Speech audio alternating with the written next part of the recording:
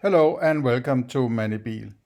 Recently, I fell over a presentation series by a guy called Keith Frankish, I have been sort of following on and off on Twitter for a year or so, I think, um, because he is what he calls himself an illusionist when it comes to the phenomenon of consciousness.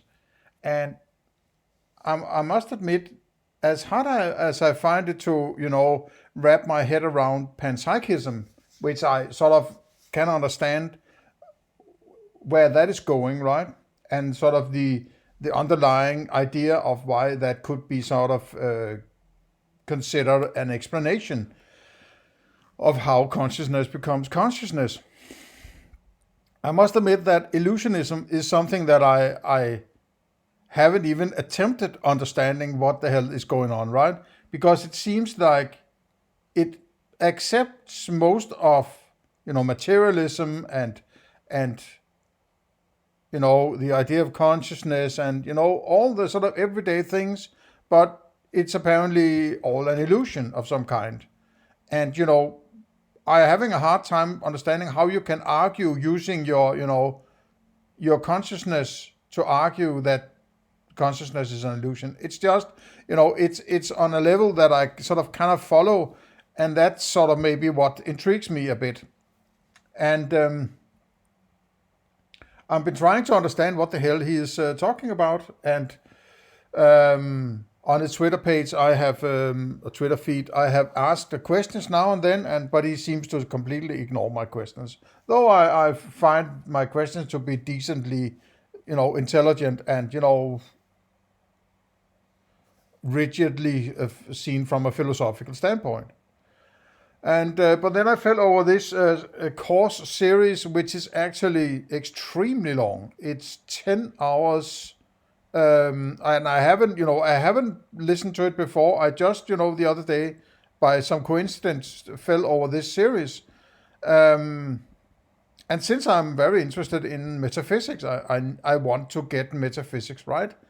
I am sort of intrigued what might be entailed in these, 10 plus hours of talking illusionism. Illusionism. And if this is just one of my illusions, how do I understand an illusion that is an explanation of why it is an illusion? Shouldn't I take, if I listen to this presentation, isn't it sounds? Isn't it colors? But these are qualia, right? I need the sounds and I need the colors and I need to touch my computer in order to get to the lecture about that tells me using my qualia to tell me that my qualia is an illusion.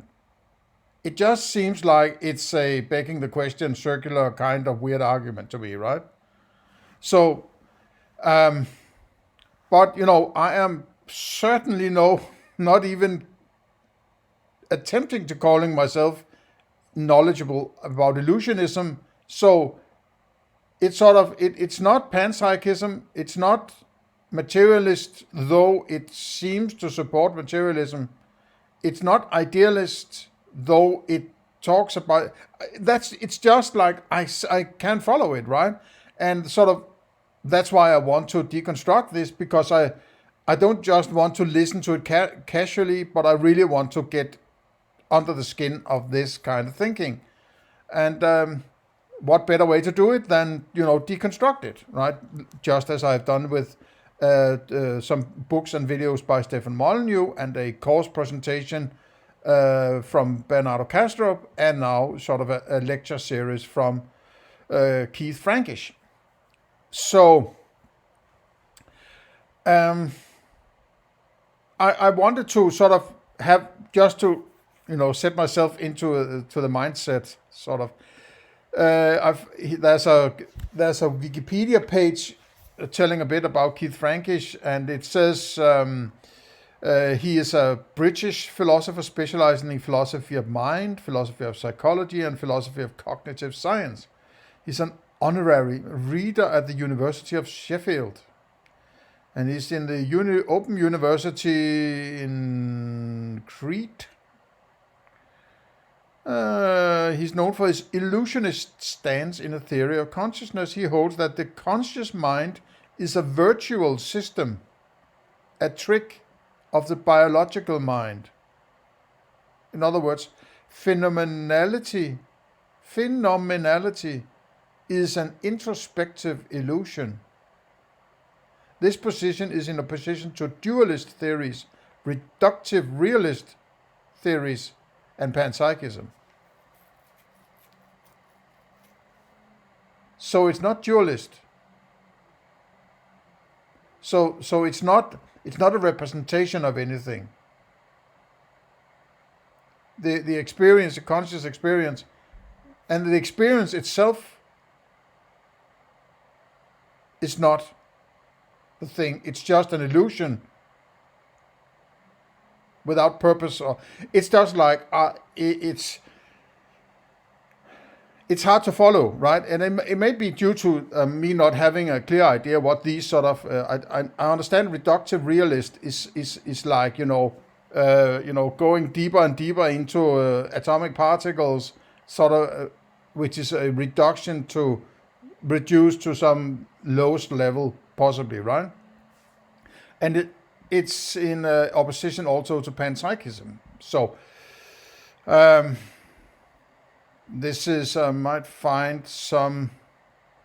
Frankish is known for espousing the view that phenomenality is an introspective illusion. We humans have learned a variety of subtle but powerful tricks, strategies of self-control, self-manipulation, and extended problem solving, which vastly extend the power of our biological brains. What's a biological brain?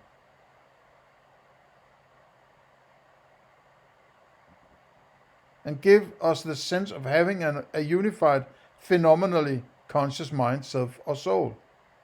But how, if he rejects the consciousness of brain, what is a biological brain then? Where does that insight come from, right? If you have qualia of brain, you open the skull of a monkey and say, that's a brain. That's qualia. That's colors and sounds and smells and, well, tastes, possibly. Don't eat it, right? That's only in Indiana Jones. But then what is it he's comparing it to? I don't understand it, right? Okay. Early in his career, he took a robustly immaterialist stance. So it's not just a materialist stand, it's a robustly materialist, right? Okay. It's a lot. I'm always sort of triggered by these. It's like it's not tricks, it's powerful tricks, right? Or it's not problem solving, but extended problem solving. It's not extend the power, but vastly extend the power. It's not a brain, it's a biological brain, right? It's this combination of words that sort of, okay, so now I've created something new because now I call it a biological brain, but opposed to what other kinds of brain, right? So it's like these words are this word salad kind of approach to things, which is more and more prevalent, I would say, in recent years, that you're just taking a few words, combining them in a new way and saying, now I have created something new, right? Robustly materialist and attempted to rebut the zombie argument popularized by David Chalmers. In 2007, when he wrote the anti-zombie argument, he endorsed a weak form of realism about qualia. In later work, however, he rejected phenomenal realism altogether, arguing that materialists should be thoroughgoing eliminativists about qualia. He called this stand illusionism. Doesn't enlighten me, actually. Okay. In 2020, Frankish summed up the position. Okay, let's have it. Illusionists do not deny the existence of consciousness, but is consciousness something that can exist? Why? Isn't it, setting the cart before the horse? Don't you need to have consciousness in order to have some reference to existence? If existence is at all possible to get at, right? But they do offer a different account of what consciousness is. Is it something that can be? Consciousness, is that a kind of being? When you're saying what consciousness is, then it must be some kind of being. But consciousness, if you think of it as a catch-all term for all that goes on, right? All everything, right? Then it's a kind of experience of mind, or this thing, right? This experience. It's hard to label it because all words have the semantics of this is difficult because they are clarified, the phenomena, maybe you could say, to use Kant, I don't know, right? They reject the view that it consists in private mental qualities and argue that it involves being related to the world. How do you know about the world? My consciousness is related to the world. What is the world? How do you have access to something you call the world? The world, that which you refer to there, isn't that an experience of some kind, or equality, a qualia? How do you have access to world if your consciousness is just something that it's related to world and a web of informational sensitivities and reactions? This start to sound like Bernardo Kastrup to me. I'm not sure. Okay, they hold up that mental qualities are a sort of illusion, and they respond to the objection that this claim is circular by pointing out that illusions can be understood in informational reactive terms. I don't know. I mean, okay, we are on a high academic level here, right? You little peon, you're not supposed to understand this, right? Because it's sort of this high licks language is sort of a gatekeeping, sort of keeping the academics out of ordinary everyday reality. You just have to, do your, night shift and make sure that Keith Frankish and all these academics, they have iPhones and, can travel to Crete or back to Sheffield whenever they want to, and have a long some holiday and enjoy their life, right? Or go to cruises to Greenland or something like that, whenever they want, right? Have fun. That's what they want, right? So they create this sort of barrier, but it's like, well, you're too stupid to understand this. Just do as your masters say, right? We can sit here in Crete and I'm just riffing here, right? But that's what triggers me about this academic, stuck up, toffee nosed, Monty Python, right? It's sort of a passive aggressive way of saying you're too stupid to understand my big think, right? It's you have some little experiences in there in your mind. They're just illusions. We know what's right. We have the big world out there, right? But you're just having some weird experiences. Just pay your taxes, do what you're told by your masters, and don't worry your little limited mind. We have words like, informational sensitivities, right? Informational reactive terms, right? So it's like quasi-phenomenal properties, right? Non-phenomenal properties in inner states that are detected by introspection and misrepresented as phenomenal, right? I'm not saying it's sort of incorrect. It just robs me, it triggers me, right? I don't like to. But why don't you get down to reality and speak with ordinary people, right? But I guess that's not what we are dealing with here. it might not be Keith Frankish who has written this text. I would sort of be surprised if it was the case, but you know, who knows, right? But it's just I have and it's not because I don't have a PhD or whatever. I don't care about these things, right? I care about good arguments. That's what I want, right? So I'm living out here in reality, trying to make ends meet. And, you know, I like to have, you know, a good idea of what the hell I'm talking about when I refer to something like true or knowledge or, you know, good and bad behavior or all these things that people refer to, right? So that's what I'm going with, right? And one problem that a lot of philosophers, or particularly these academic philosophers, is they have a pet subject, right?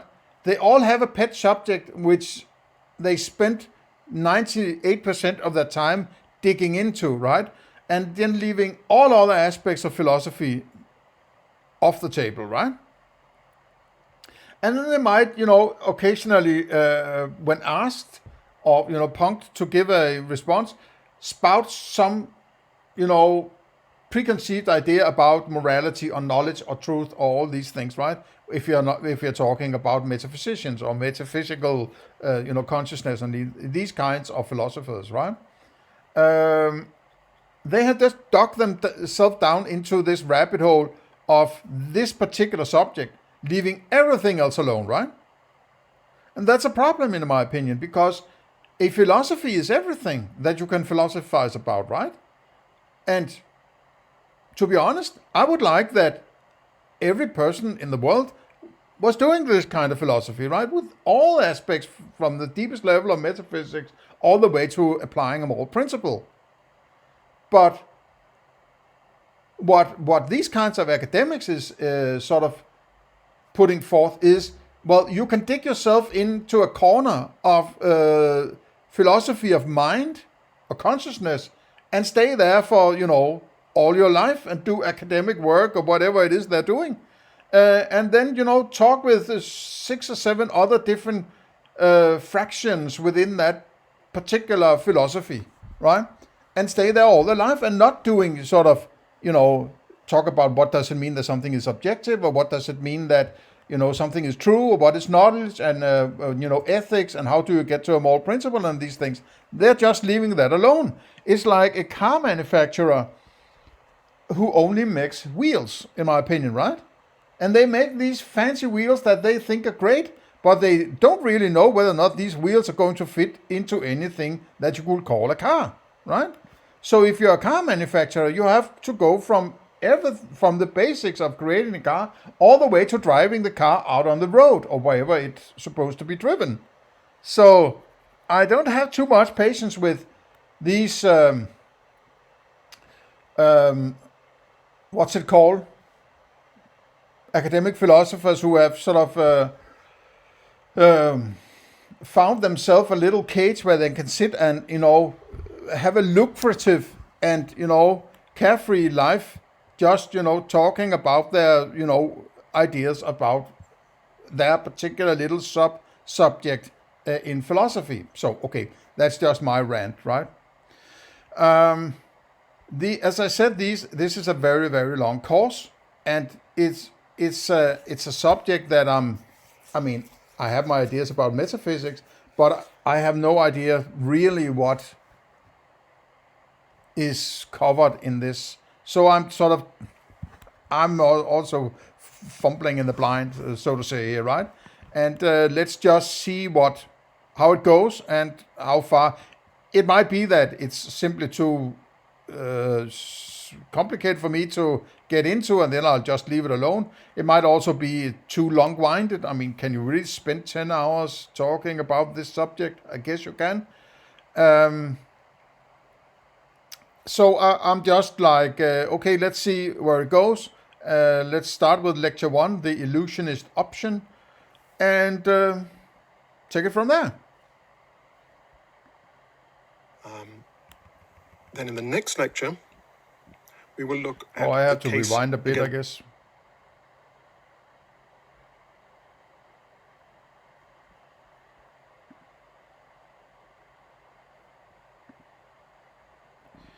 I'll just reduce the qualities a bit.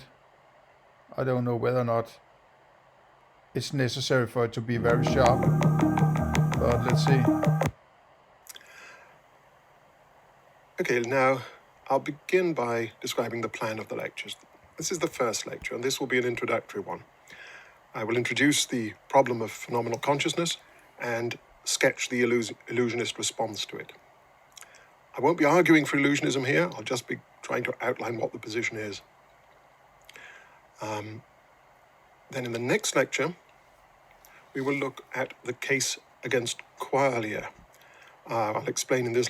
Okay, so this is also something that I recognized in Bernardo Castor was that, okay, I'm just going to argue, I'm just presenting it. And then in lecture 2, I'm going to tell you about those who are wrong, right? That's a sophist trick. It's like, yeah, but that's not a bicycle, and that's not a bicycle, and that's not a bicycle, and therefore what I have created is a bicycle, right? It's sort of a indirect, manipulative kind of argumentation. Why don't you just present your arguments? Why do you have to say, those are wrong, or those are wrong? At least there's the case against qualia, right? Okay, but that's there's something wrong with that. And then I'm going to talk about my own, solution, right? And that sort of grooms you into be more likely to accept whatever he's coming up with. Because those were wrong, but okay, so if I can argue they're wrong, it's more likely that you're going to jump on my solution, because you can say to those people, well, you are wrong. And then they're sort of desperate. Oh no! But okay, I have the solution here. I'm presenting illusionism. Oh, thank God, then I'm jumping on illusionism, right? Sort of a sophist trick, in my opinion. It might not be, but, this is sort of a recurring thing I have seen before, right? This lecture, what qualia are. Here we'll be looking at some reasons for rejecting the realist view of phenomenal consciousness, which illusionism opposes. So this will be the case against the opposing view, if you like. Then in the third lecture, I'll develop the positive case for illusionism. I will develop the illusionist position in more detail, set out the illusionist position in more detail, and I will provide some arguments, some positive arguments for it. Then in lecture 4, I will turn to some objections to illusionism. Plenty of objections to it. Some, I think, good objections, some less good, some which I think stem from a misunderstanding of what illusionism claims. We will look at these objections in lecture 4 and assess them. Then in lecture 5, we will discuss some varieties of illusionism. Illusionism is a broad program, a broad framework for thinking about consciousness, and within that framework there are many different specific theories that could be developed. And in this lecture we'll get into some of this detail and look at the different... Is it broad? So this sort of fringe kind of, to my understanding, right? Fringe kind of philosophy of mind or philosophy of consciousness has a broad, it's apparently a broad thing. What about all the others? So panpsychism must also be broad. And I mean, it's like, how big is this thing, right? Just adding new explanations. Isn't it really possible to get to some kind of consensus about this thing? No, it seems to me like what academics do is trying to make it more and more and more complicated. So they sort of can say, well, it's just because you don't understand it, right? Just leave it up to us academics. Just pay your taxes and let us, live in our ivory tower alone. Then we will make a lecture on YouTube now and then, and you will be confused on a higher level, and then you'll go back to your, night shift and work at, minimum wage, and you'll be happy, right? Different options for an illusionist theorist. The different sorts of theories that could be developed under the illusionist banner. And then in the final lecture, we will look at some implications of illusionism, or ask what implications, if any, illusionism has. Some people think that illusionism has some pretty pessimistic, negative implications. And we'll be asking whether that's true. We'll be thinking about such issues as animal consciousness, non-human animal consciousness, artificial intelligence, and the basis for ethical concern. What, if anything, does illusionism imply for these topics? Right, so that's the plan of the lectures. Now, to begin with, I want to begin with this quotation from Galen Strawson, who is a professor of philosophy at the University of Texas. Professor Strawson doesn't like illusionism, and he thinks it's as he says here, a very silly view. Here's the quotation. There occurred in the 20th century the most remarkable episode in the whole history of ideas, the whole history of human thought. A number of thinkers denied the existence of something we know with certainty to exist. They denied the existence of consciousness, conscious experience, the subjective qualitative character of experience, the phenomenal or phenomenological, what it is like of experience. And Strawson calls this the denial, and he describes it as the silliest view ever held in the history of human thought. And he adds the names of a few people who have endorsed the denial. Now, I don't mention this here to make fun of this view, or in a spirit of self-deprecation. Well, I tend to be, what's the word? Open to Galen Strawson's thinking here, right? Just saying that it's silly is not really a good argument, right? I mean, it's a silly view. That's not a good argument, right? It's not. It's trying to create an idea. It's so strange and weird and incoherent that you don't even need to go and look it up, right? That's also sort of a sophist trick, right? So if it's too cumbersome to argue against it, it's easier to say it's just silly. Don't go there, right? That's also And maybe Keith Frankish is bringing this up because it's maybe out of context. And he can say, that's not really an argument here, he's just saying it's silly. So it's all this kind of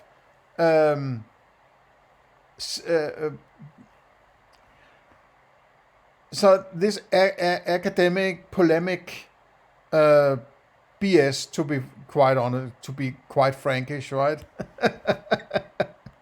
That I'm sort of, I'm so tired of that, right? It's like, let me just bring up somebody who says I'm stupid, say I'm silly, and I don't like it. It's like, right? It's sort of a schoolyard mentality, right? Right? It's like, why? I mean, does it really take more than 10 hours to present your ideas? Say it's an illusion. Okay, it's an illusion. It's just an illusion. Okay, but what do I do with this illusion, right? Do I just ignore it? Because it doesn't seem like Keith Frankish is ignoring it, right? He's creating a lecture here which has sound and colors and so on. And if he doesn't respect qualia, why is he creating an experience in me, which is qualia, and through that qualia, convincing me that I shouldn't take qualia seriously? They're just an illusion. I mean, I don't get it. Maybe it's because it is actually silly, right? When we get down the line. And it takes you 10 hours to attempting to convince people that it is in using your illusion. Use your illusion, like Guns N' Roses, right? Use your illusion to argue that it is an illusion. It takes 10 hours. Okay. I think there's a perspective from which illusionism does look very silly. And I think it's important for the illusionist to understand that, to take account of that, and to explain it. to explain why their view seems so silly to some very, very smart people. But I think there's another perspective from which illusionism looks very sensible. Indeed, there's a perspective from which it looks like, as Daniel Dennett puts it, the obvious default theory of consciousness. So my aim here is to try to get you to adopt that perspective, at least to appreciate that perspective, even if you don't. Adopt that. So he wants to convince you, right? He don't just want to present the argument. He wants to convince you, right? You have to get Otto on his side. That's what he wants. He's not attempting purely a discourse. The arguments have to present it in order to convince you. Now, that might be, cherry-picking the arguments so it looks as tasty as he can possibly get away with, right? So I'm just having my guards up, right? I'm always looking for these kinds of signs. Decide to endorse it. So I agree that there's a way of thinking about consciousness from which illusionism looks very silly. My aim is to argue that it's not the only way of looking at it. And if by the end of these lectures I can get you to agree that there is another way of looking at consciousness, then I will feel I've succeeded, even if you don't in the end endorse that way. Okay. I'm going to begin with a little story. The Old Woman and the Beetle. Okay. So you're in... Well, there it is again. Just like Bernardo Castro. Oh, I'm taking you on a journey. I'm going to tell you a little story, right? To get you in the right move, to open your mind a bit so you're you're receptive, right? I'm going to tell you a little fairy tale. Once upon a time there was, right? Oh, he has to groom you. He has to do the things this and that and show you funny pictures. Right? Why is it an oval? Why is it not just, splattered with weird colors or something like that?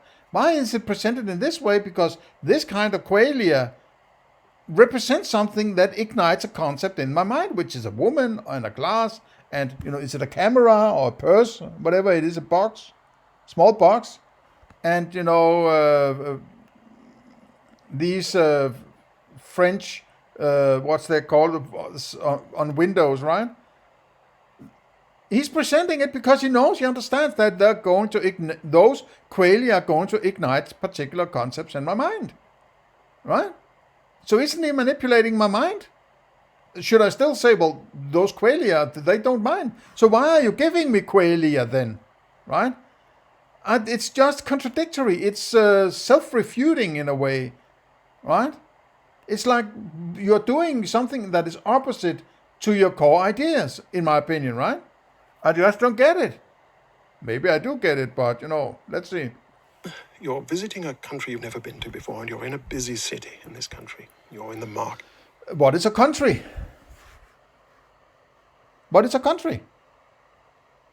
What the fuck is a country, right? Please tell me. Can I visit a country? If I visit my uncle, and I say, hello, uncle, slapping on the back or, slapping him in the... whatever. Give him a cigar or whatever. Okay, so if I visit a country, what do I do then? Can I slap the country on the back and give it a cigar? So I can't visit a country, right? Because I've never visited a country. What does it mean to visit a country? What is a country? You're referring to something. Is it something that I can qualia about? Oh my God, I can't use my qualia. That's just an illusion. So what the hell is a country then, right? Where do you have access to country from? Where does it come from? You're making a sound that refers to some kind of abstraction in me. I've heard the term country before, but nobody has been able to enlighten to me what the hell a country is, right? So it's not the takeoff here is not very convincing, in my opinion, right? He starts to just throw things at you, telling you stories, right? You just have to accept it, little peon, right? Okay, let us say you're wandering around, and an old woman approaches you. She doesn't look old. She actually looks pretty young. No? Is that an old woman? How do I know it's an old woman? You're telling me I know it's an old woman. How do I know it's an old woman? How do I know it's a woman? What does it mean that it's old? Right? What is it? What is that situation? You're just fabulating about particular situations as if it's something that can be given to you, right? How do I know it's old? Old, is that not a degree of something, right? It depends on how many times you have been around the sun, sitting on Earth, right? So is it 67 turns around the sun, then you're old? How would I know? I can't see it on her face that, it doesn't say on a screen on her forehead that, okay, I've been around the sun 67 times or something like that, right? She might even not know how many times. So is it up to some third party to tell me this is an old woman? How the hell did I get the information that it's an old woman, right? Bullshit. She's wearing a brightly colored dress. And she holds out to you. Brightly colored, but why are colors interesting here, right? Isn't it that, what was it?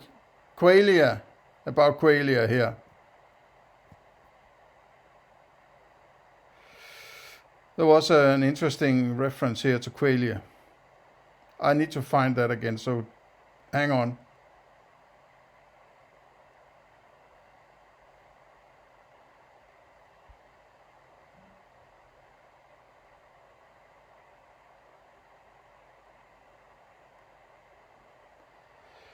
Materialists should be thoroughgoing eliminativists about Qualia. So eliminate Qualia. I may have to look up eliminativist. Let me do that. Okay, I could see that link without actually going there. Let me head back. So sorry about that. There. Eliminative materialism is the materialist position in the philosophy of mind. It is the idea that the majority of the mental states and model psychology do not exist. Some supporters of it argue that no coherent neural basis will be found for many every day. So basically, it's don't trust your Qualia, right? It's just weird theater, right? And now he's telling me about some Qualia. Oh, this object has these particular it's bright colors. It's not just colors, it's bright. So it's like, why are you talking about Qualia, referring to Qualia, when you're sort of an eliminativist about Qualia? Right? It has to be eliminated. They must be Endlösung for Qualia, right? A box, an open box like that, and she asks you to take it. How do I know it's a box? How do I know it's not a cake? Right? How do I know? You're putting me in a situation where I have absolute knowledge, apparently, right? There's no doubt in my mind, apparently. Envision yourself this or that or the other, right? Okay, so I must be certain about that knowledge or of that box. But are you sort of imposing certainty on me that I know it's a box? How can I be certain about boxes? That's knowledge, right? You're referring to some kind of knowledge then. But this is metaphysics, right? So how can I know about objects if we're dealing with metaphysics? Aren't you just bringing in epistemology in order to create this elaborate story you're imposing on me? While you actually would have to do metaphysics before you can do epistemology, right? Or are you just putting everything into one big cauldron and then, pulling out stories as you see fit? I don't really get it, right? I very much feel manipulated, right? This is sort of a grooming story. And you're intrigued. You take the box and look at it. I take the box and I look at it. Okay. It's just a plain wooden box. It has a little hole in the lid. You can't see this here in this picture. And it also has a clasp to close it with. Now, the woman tells you to inspect the box carefully, and you do that. And then she says, close it and fasten the clasp on the box. Okay, so you think, well, okay, I'll go along with this. You do that. And now she tells you to hold it tight to your chest. He has a voice like it's sort of, this sort of 70s pedagogue, Hey, listen, children, open your book on page 7, please, yes. And please take your pencils and write a little story about the duck and the, squirrel, and you get half an hour, and then we'll read it out loud, okay? Yes, there you go, little children, yes. And she makes some movements with her arms, gestures, waves her arms around, and she utters an incantation, something like a spell, perhaps in a language you don't understand. So if I don't understand, how do I know it's an incantation? Or a spell? What is a spell? It's just, oh, that must be a spell. How do I know? What if you said, ha-na-na-na-nina? But because that ni means it's not a spell, right? So how do I know it's a spell? Even if it's another language. What is a language? Well, isn't this particular qualia particular sounds? I need the qualia in order to get the language, don't I? Right? So you're constantly using qualia to tell me this story. And you're eliminativist about qualia. This doesn't bode well for for your presentation, in my opinion, right? I'm already like, holy crap, man. And then she tells you, without opening the box, to look. He has actually created a qualia story about this. He's standing there looking at the box. What the? Through the peephole in the top. Okay, so you do that.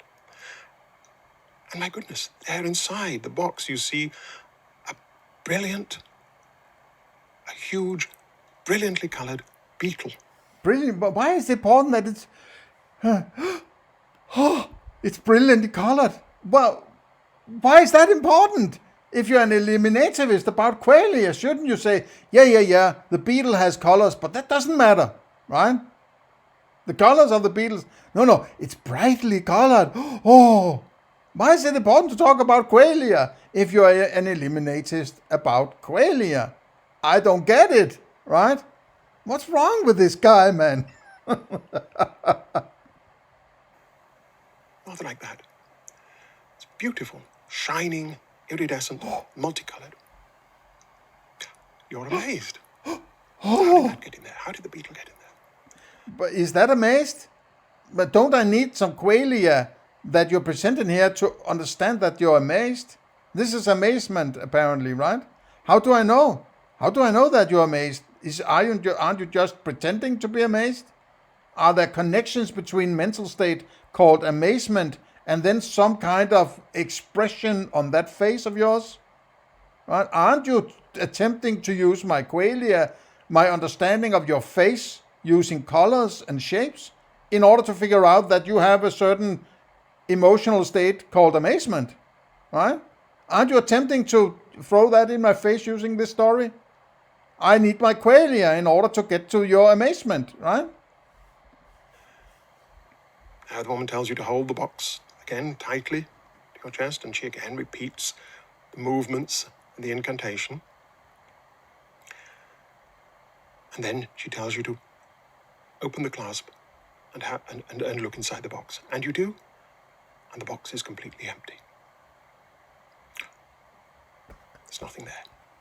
No beetle. Whoa. And the woman waits patiently for a tip. Is it one of your young female students you are taking advantage of there? Say, hey, yeah, you will get an actor. Yeah, you have a great actor career ahead of you, right? That little story is inspired by a famous passage in Wittgenstein's Philosophical Investigations. He doesn't tell the story about the old woman, but the beetle in a box is an example he uses. You might like to check that out for yourself. Now, suppose that happened to you. What would you think? Well, I don't like to suppose, right? I would like to actually be able to do it, right? I'll get back to you, Keith. When some old woman, gives me that box and I'll experience a beetle, and then when I open it next time, there's no beetle, right? Okay, I'll get back to you then, right? Don't create some weird scenario that I haven't experienced. Have you personally experienced this, right? Have you heard of anybody experiencing this, right? You're not bringing in any concept that, I couldn't potentially experience, but that doesn't mean I have experienced this particular situation, right? It sounds a bit like the trolley problem, right? You're just bringing in also, okay, you know this, you know that, and this is certain, and this is certain, this is going to happen, this is happening, and what are you going to do? Are you flipping the switch or not, right? It's just a conjured up situation in order to manipulate your mind into its sophistry, right? To manipulate you into accepting something based on pure imagination, right? What would you make of what had happened? Well, you'd have, broadly speaking, three. So he's actually created something that nobody has experienced, right? Or nobody I have heard of has experienced. And even if somebody else had experienced it and told Keith about it, Keith would have to say, well, you're just, a qualia, right? You're a qualia. I see some colors, I hear some sounds. I may have an idea that what you're doing is language. You're telling me a story in that language, but it's just sounds, right? I reject the sounds, I reject the color, I reject, and there's nothing left. So I can, the story is gone, right? What the hell, man, right? There are three. Why are there three options? Have you just decided there are three options? Okay, let's see the options. Options. You might say it was a miracle. There really was a beetle in the box. Somehow a beetle got into this closed, empty box. Somehow a beetle magically appeared in there and then disappeared. And the explanation for this must be supernatural. The woman must have had paranormal powers of some kind. She could do real magic. Or you might say, well, I'm convinced the beetle was real. There really was a beetle in there. I saw it for myself. But there must have been some natural explanation of it. There must have been some hidden mechanism somehow that I didn't see that inserted the beetle and then removed it through a little trapdoor or something like that in the bottom of the box. And maybe the gestures that the woman made were to conceal this mechanism and to activate it or something like that. So the beetle was certainly real, but the explanation of how it got in there and how it got out again is natural. There's a natural explanation for it. Or third, you might say, that was an illusion. There wasn't really a beetle in the box at all. No, but remind you, he's talking about a conjured up experience, right? This is not an experience you have had, right? He's creating actually a magic, a miracle kind of experience, right? And then in order to say, well, it can't be a miracle, and it's not possibly, it's a mechanism, so therefore it must be an illusion, right? See how he manipulates it, because there are only three options. Don't look anywhere else. There are only three options, right? Holy crap, man. Oh. The beetle was illusory. The box was empty all the time. It just seemed to me that there was a beetle in there. And the explanation for this illusion is a natural one. There was some setup of, I don't know, mirrors or holograms or something that made it seem like that there was a beetle there.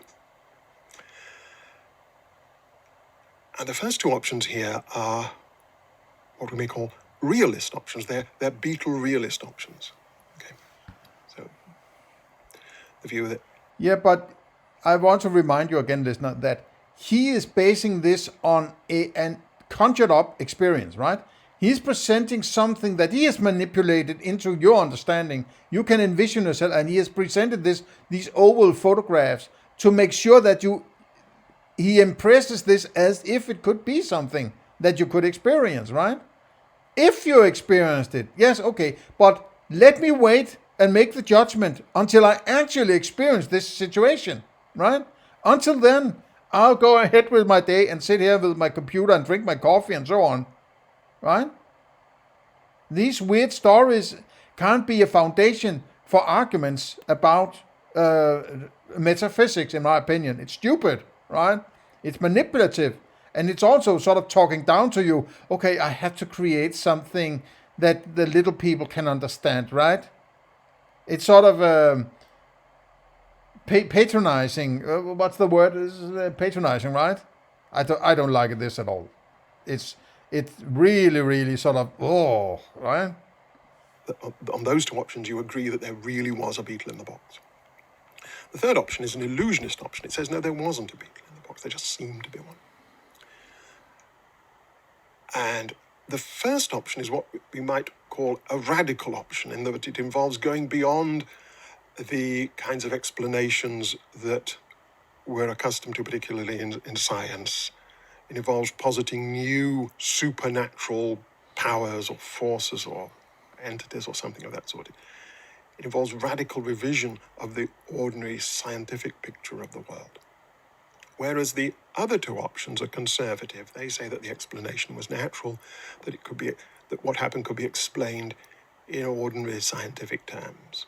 Maybe some very complicated mechanisms were involved in getting the beetle in there or creating the illusion of the beetle, but there was nothing that goes beyond the kind of forces and properties and processes and entities that science recognizes. Okay. So that's a little story to start us off. We'll come back to it at the end, and I think you'll see how it applies to consciousness.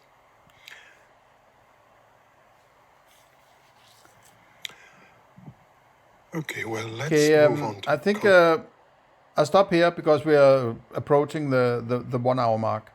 And consciousness is real, right? It's also like, okay, so what does it mean it's real? It's just pushing the explanation somewhere else, right? I know that it's a complicated thing to talk about metaphysics and, mind and consciousness, all these things, because the everyday language that we are using to explain this, even though we make new words or new combinations of words in order to get a particular meaning, it doesn't, if I make a new word and say that has a meaning, but if you haven't heard the word before, you don't understand the meaning, right? You have to have the meaning and the word, right? So we are sort of limited in our abilities to express metaphysical understandings and insights and sort of explanations, because the language is not geared towards explaining metaphysics. So I'll give him that much, and of course that's always in the back of your mind, or should be in the back of your mind, that if somebody's saying something is real, it might not be the same meaning of real that you have of real. And this is a huge problem also, presenting philosophy, because people have potentially different understandings what is meant by the particular terms. And then, you might run into the ground because you are being confused by discrepancies in the semantics of the sentences or expressions used in the philosophy, right? So, but let's take the next step from this. This is 12 minutes and 38. It's about, I don't know, it's like 20%, no, not even, maybe 15% of the whole video, right? Lecture 1 of 6. Okay, let's see how long it will take to get through this. See you in the next one.